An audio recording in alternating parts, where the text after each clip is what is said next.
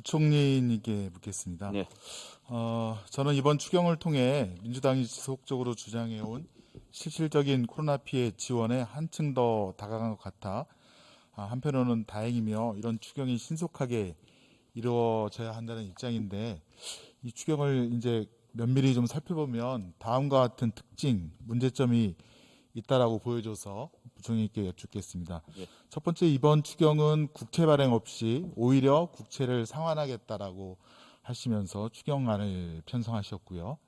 그다음에 그 국채 발행 없이 할 수 있다는 근거로는 53조 원의 이제 초과 세수가 들어올 것이다.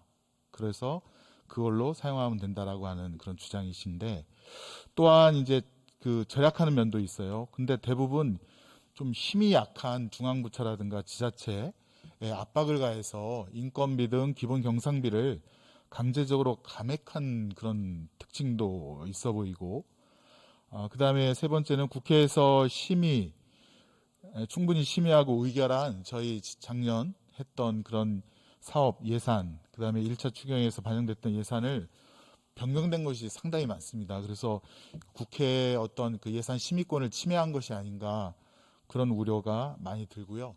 네 번째로는 소상공인 자영업자에게 600만 원 주시는 거는 잘한 일인데 간접 피해로 인해서 손실을 입었으나 경제적인 손실을 입었으나 이번 추경 대상에서도 빠진 국민들이 너무 많다.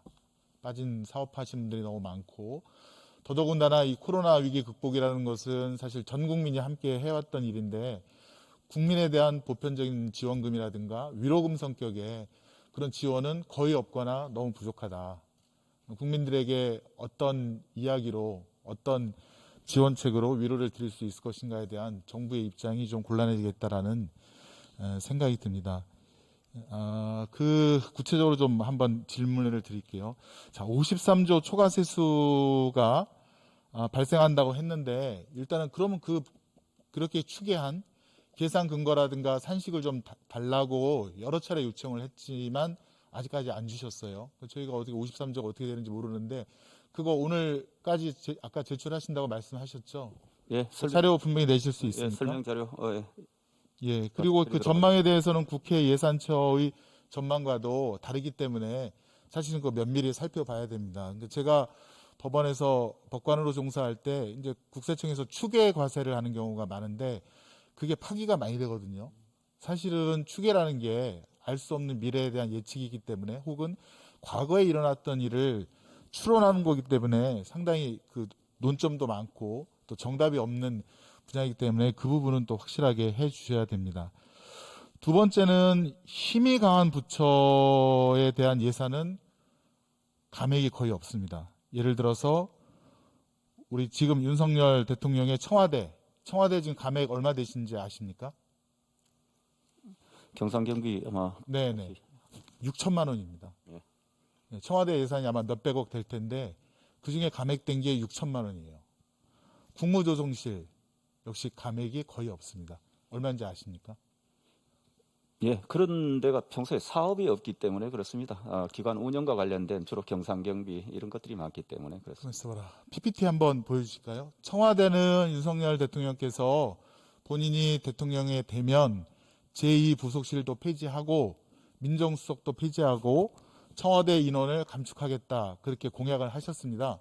약 30%로 보이는데 보시는 바와 같이 그 실장 그다음에 수석비서관, 비서관들의 숫자가 많이 감소했어요. 예컨대 이제 1실장, 5수석, 7비서관이 적다 이렇게 지금 나타나는데 이 어떻게 보면 이제 차관급 내지는 장관급 고위공무원들 이 줄어든 임금만 해도 10억 이상을 아낄 수가 있는데 왜 이런 것은 반영이 안 됐는지 답변해 주실 수 있습니까?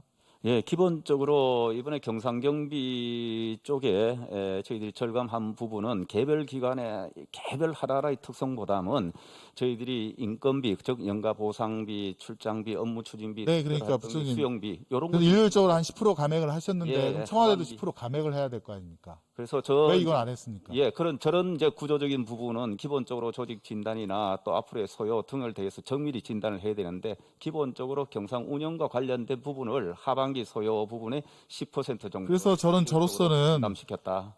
저로서는 침이 강한 권력기관에 대해서는 감액 요구를 우리 기재부 또 부총리님도 못하는구나라고 판단할 수밖에 없고요.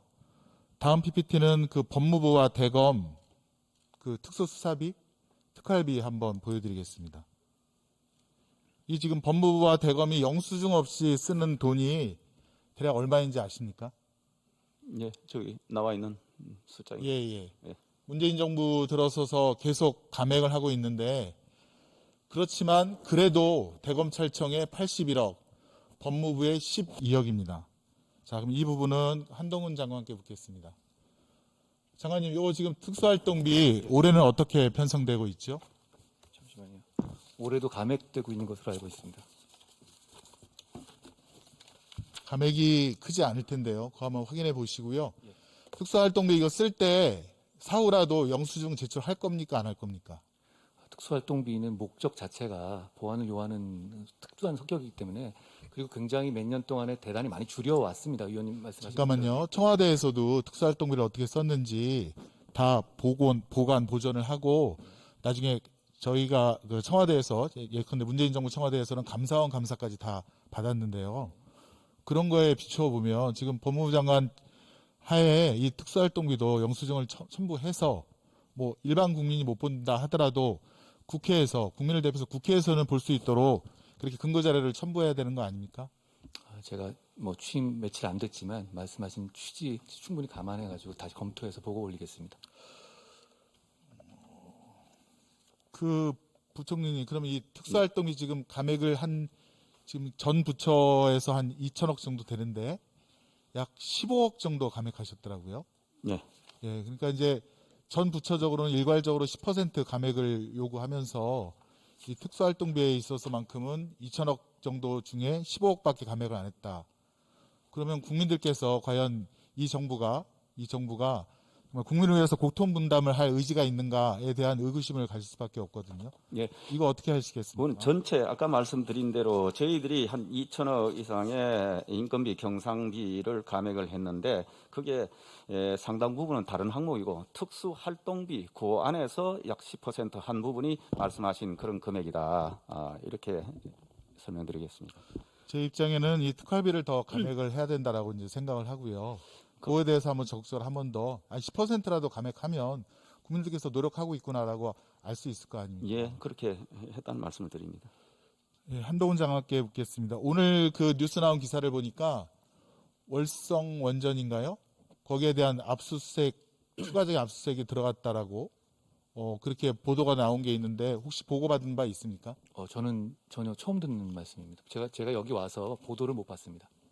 보고받은 바 없으니까 사전에 법무부 장관께 보고하고 강제 수사 절차가 들어가는 거 아닙니까? 이렇게 큰 사건인 경우에는 그렇지 않습니다. 그렇지 않다. 예. 보고받은 적이 없다. 저는 그 사안을 보고 월성 원전을요? 네네, 저는 처음 들어봅니다. 좋습니다. 지금 국민들께서 걱정한 것은 지금 그 한동훈 장관이 지금 그 검찰 주요 요직에 대한 인사를 단행했죠.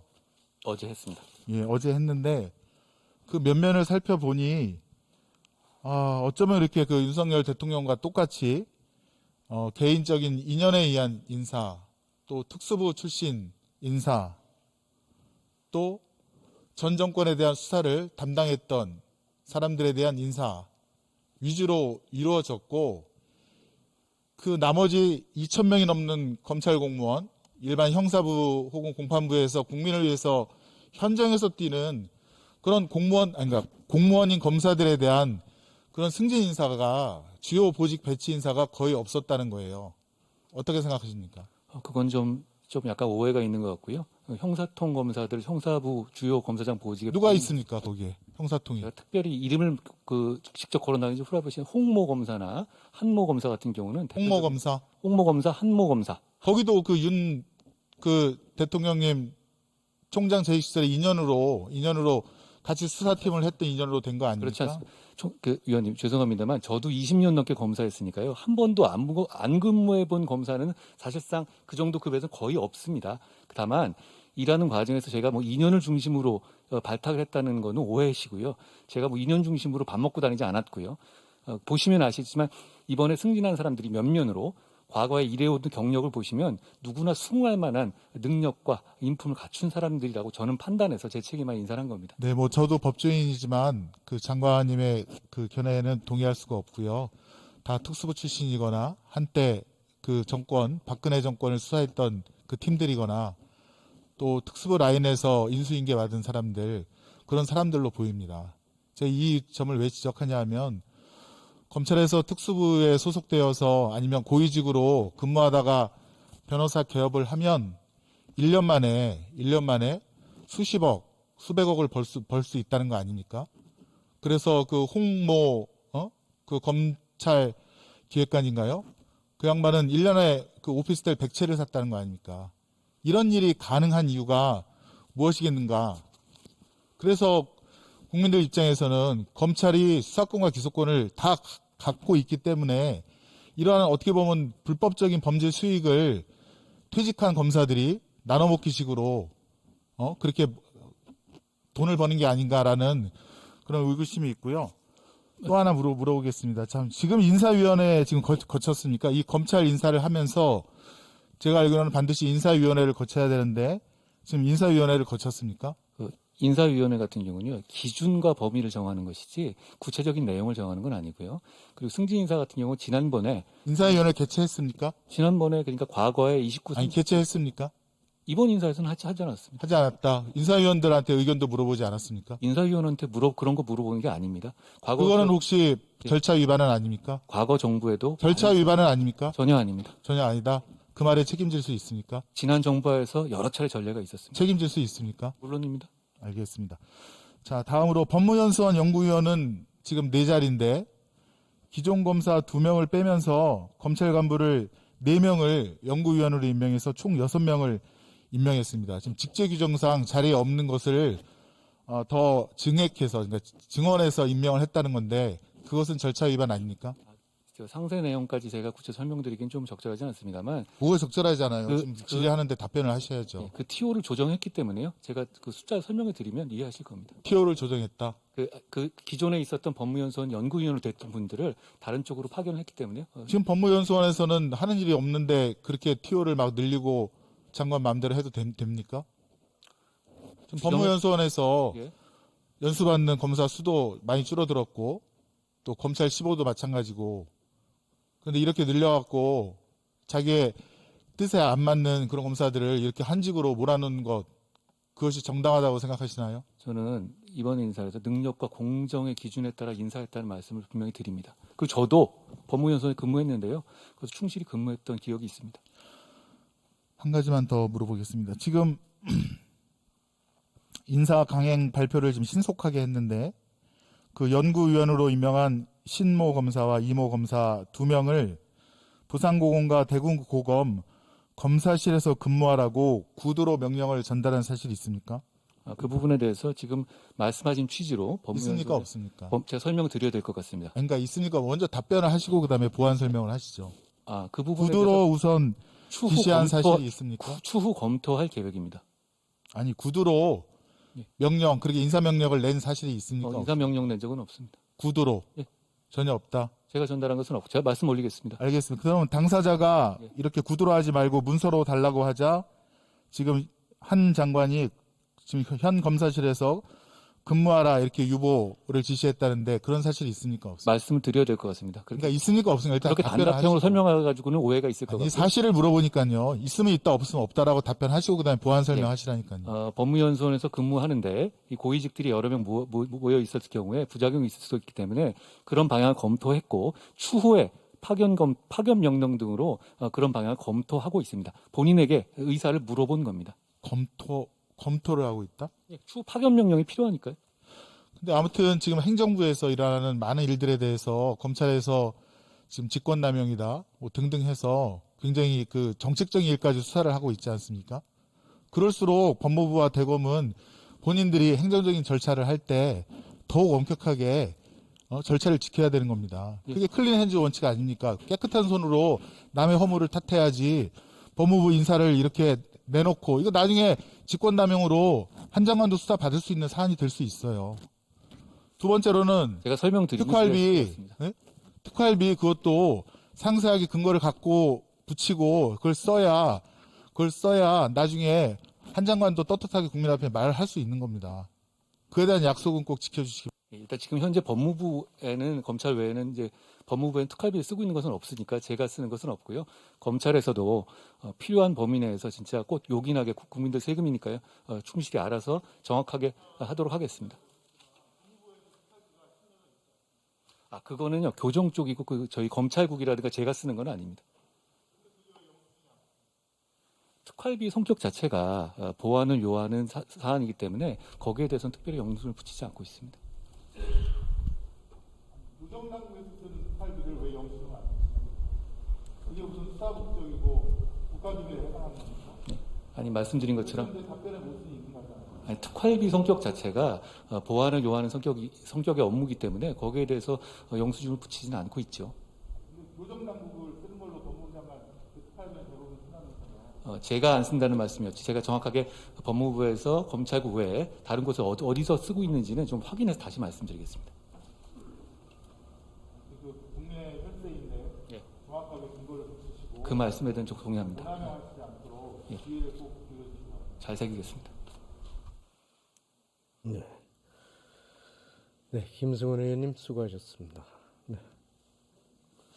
우리 법무부 장관님도 추가로 답변하실 사항 없으셨어요? 다 하셨습니까? 예, 됐습니다. 네. 될 것 같습니다. 알겠습니다. 다음은 비례대표이신